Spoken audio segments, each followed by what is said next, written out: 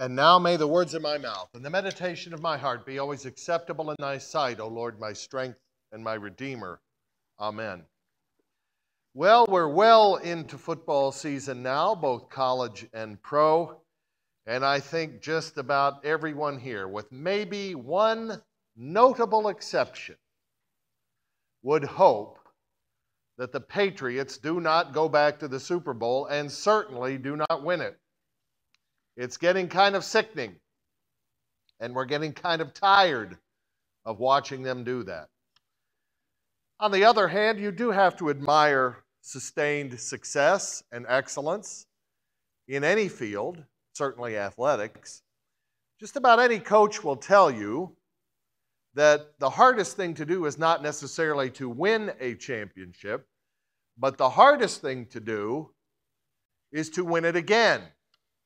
Because after you've won it once, there's that sense of accomplishment and a sense of creeping complacency. The feeling that we've done it, we've made it, and for whatever reason, psychologically, you just don't work as hard after you've attained your goal. Maybe that's why the Patriots have been so good, is that they've been able to avoid complacency. One of the best at that was one of the greatest coaches of all time, Vince Lombardi, who won all those championships in the 60s.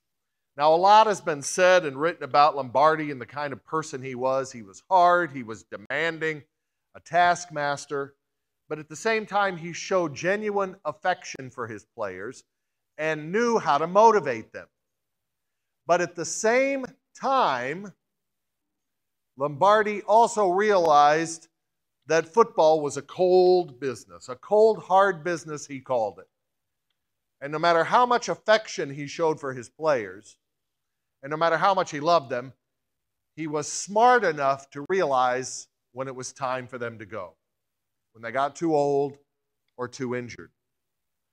And it was Lombardi who said, no matter what you did last year, you must go if you can't do it this year. And that's exactly the way you avoid complacency. That's the way Lombardi did it, to keep his team from getting complacent.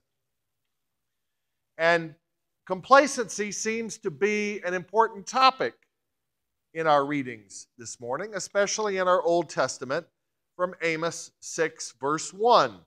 Woe to you who are complacent. So what exactly does complacency mean, and how do we avoid it? Well, in our spiritual lives, despite what we see in our readings this morning, complacency is not just greed.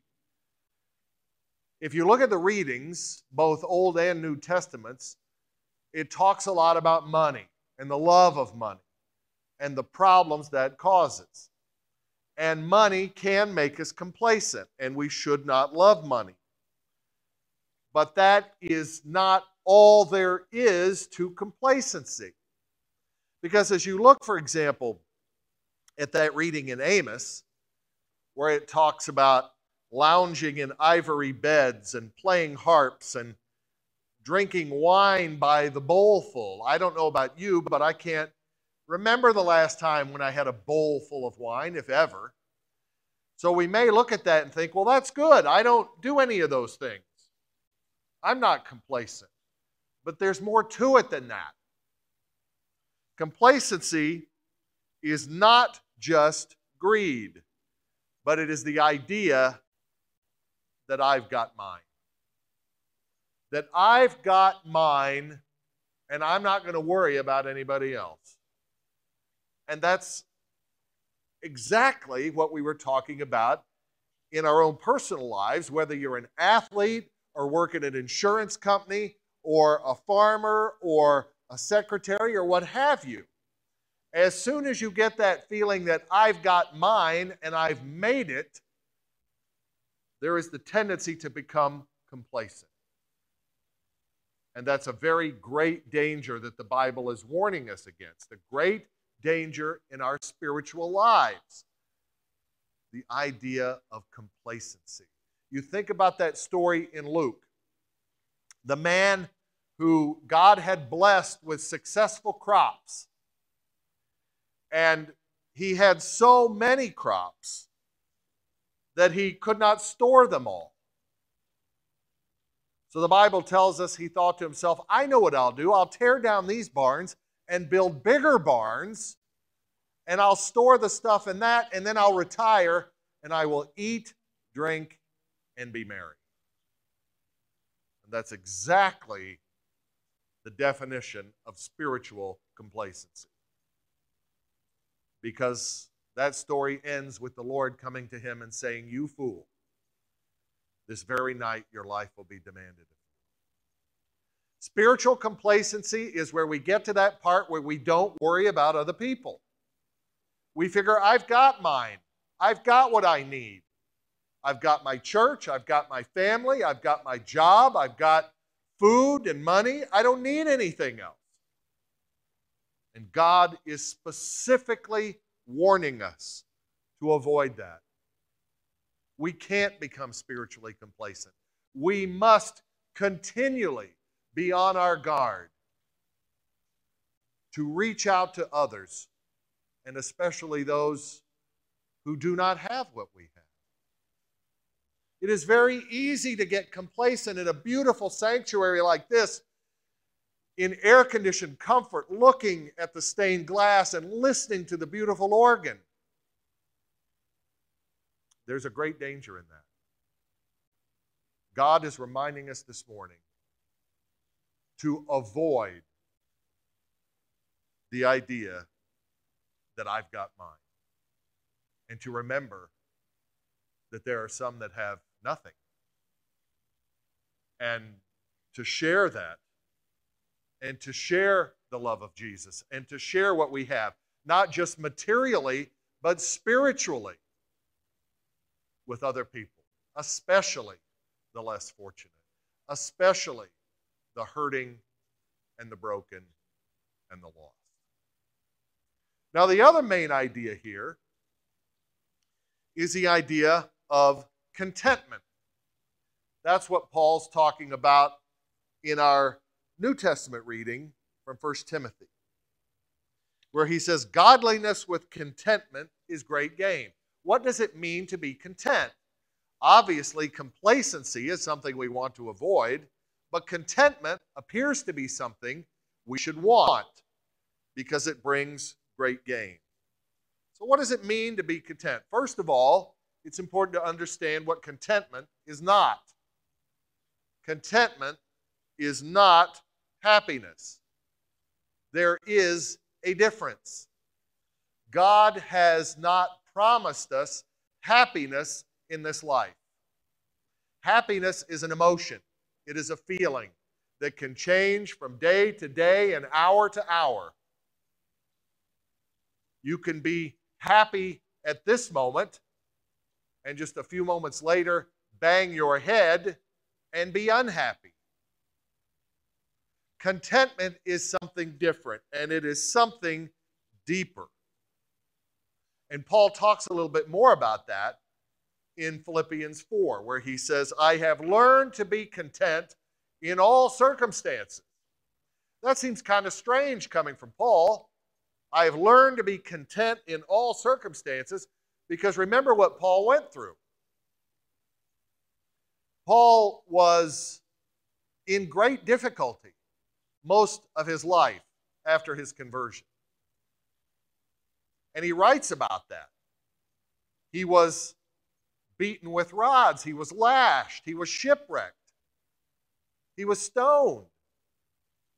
He was constantly in danger, constantly on the move, constantly facing grave dangers and difficulties of some kind.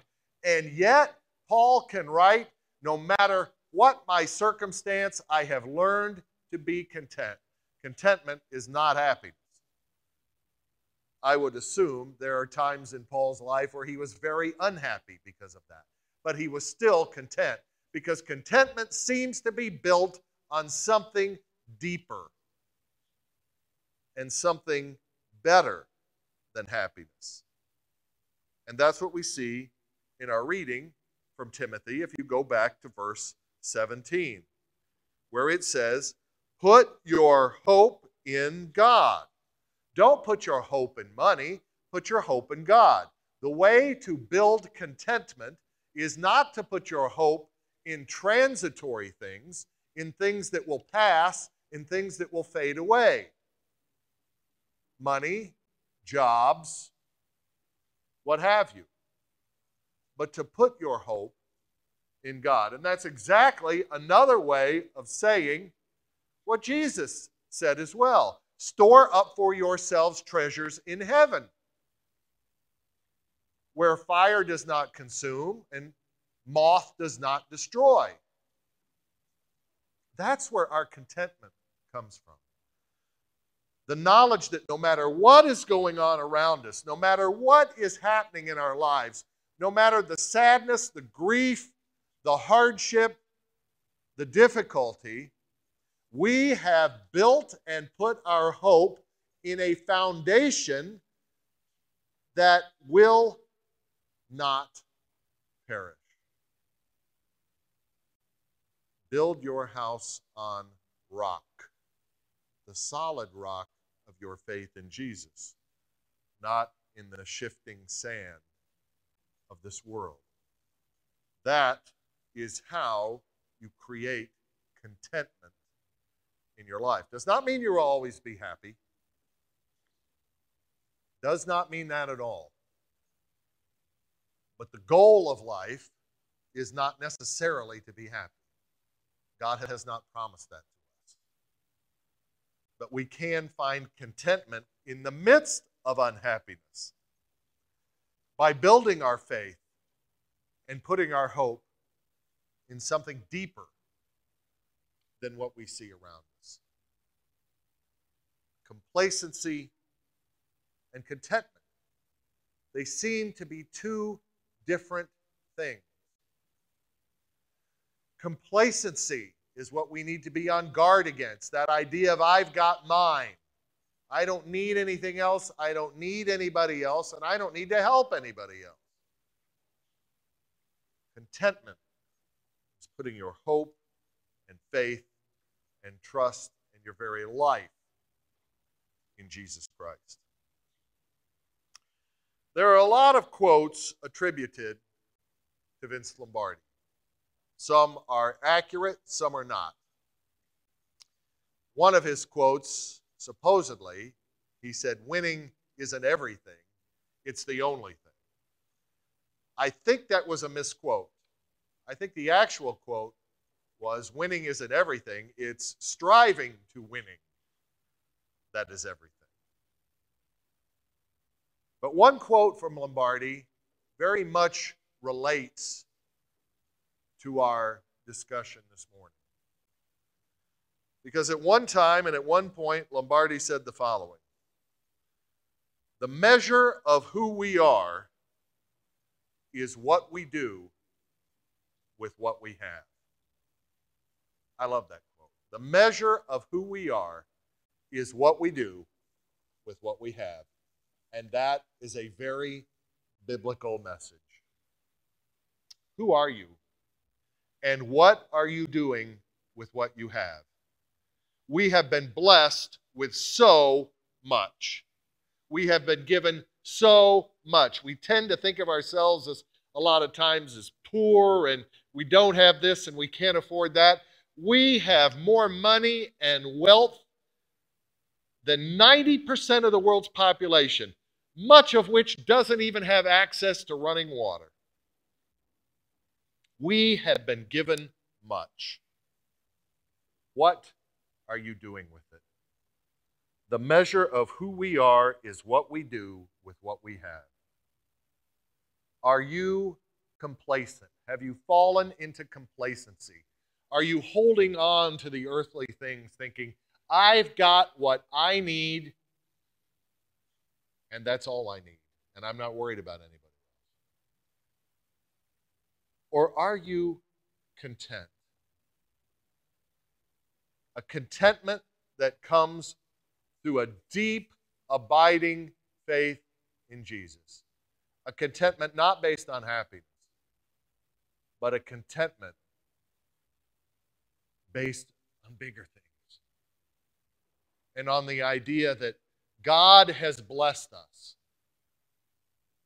and we need to give back to Him what He has given, to share, to reach out to others, to use what He's given us, our time, talent, and treasure, to reach out to the hurting, the broken, and the lost, to share with them what we have, not only in a material sense,